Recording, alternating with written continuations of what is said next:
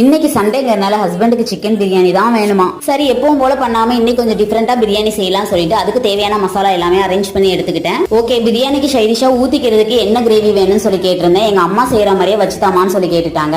அவங்க அளவுக்கு இல்லைனாலும் ஓரளவுக்கு ட்ரை பண்ணிருந்தேன். கிரேவி எப்படி வைக்கிறதுன்னு பார்க்கலாமா. ஒரு பேன்ல மிளகு, சீரகம், கசகசா சேர்த்து நல்லா வதக்கி எடுத்துக்கிட்டு அது கூடவே மல்லித்தூள், மிளகாத்தூள் சேர்த்து வதக்கி எடுத்துக்கிறேன். இப்போ ஆறுனதுக்கு அப்புறமா மிக்ஸி ஜார்ல சேர்த்து பேஸ்ட் பண்ணி எடுத்துக்கலாம். இப்போ ஒரு கடாயில ஆயில் சேர்த்துட்டு பட்டை, கிராம்பு, ஏலக்காய், வெங்காயம் சேர்த்து நல்லா வதக்கி எடுத்துக்கிறேன்.